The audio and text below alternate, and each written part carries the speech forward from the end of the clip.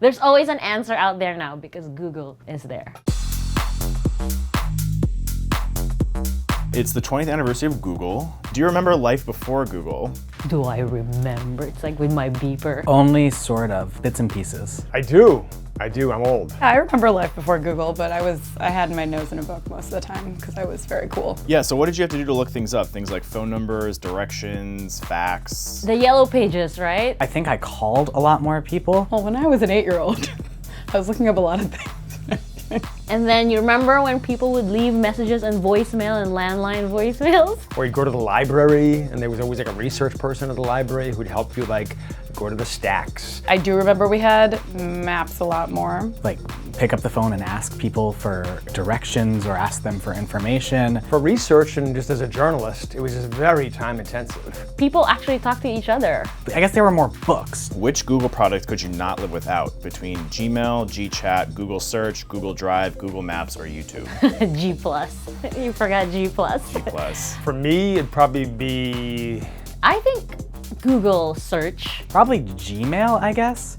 I mean, there are other email services. That's a good question. Google Search, because it's still like the best search engine. Obviously, nobody uses Bing. I rely on Google Maps the most. I think those are the two. GChat I could live without. That I use very sparingly now. Okay, Search and Gmail, I would say. No, actually cancel that. I guess it's search. Like, you know, Google Search has become really good. Do you think Google has revolutionized the world? I mean, it definitely has revolutionized the world in terms of providing information to everybody. I mean, they've definitely taken over the world, and I think that people now expect a certain layer of convenience because of Google. Information used to be something that was a little bit for the elites. Like obviously if you were in a poor town in Bolivia and you wanted to learn about how to add a solar panel to your house, you couldn't afford maybe to go to the town that had a library to look it up. As soon as something comes up, if you have a curious thing, well, let's just ask Google. There's going to be an answer, whether that's right or wrong. I know this is gonna sound very silly, but I can't imagine having gone through college without Google. It's just very hard to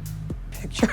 I know lots of people have. And it makes your life easy, and it sort of is an over-encompassing service for email, for communication, for travel, for this, for that. But then also, you know, that means that you're sort of not thinking about what you're doing. It sort of makes us a little bit dumber, I guess. When you look at all the products and services that Google has to offer, do you find it convenient or scary? Some of it is that probably for the worst, in that you can now look, and this is also just because of smartphones, but you can look something up instead of actually remembering things. I mean, I think we get lulled into nonchalance by the convenience because we're all like, wow, that's great. And then we start using it and then it becomes normal for us. And yet it is scary. I mean, it's very scary that, you know, basically Google has these massive servers that have tons of information about you. There's always a bad thing with every good thing.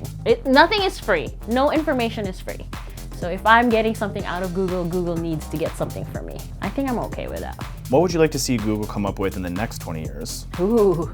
I don't know, man. I feel like they're too scary already. I'd like to see, just personally on a selfish level, like Google and Facebook and these other companies, all to deal with the news crisis and the death of local news initiatives. To be a part of something bigger than themselves. Whether that means diseases, whether that means immigration. I'd like to see Google come up with a way to stop surveying its users.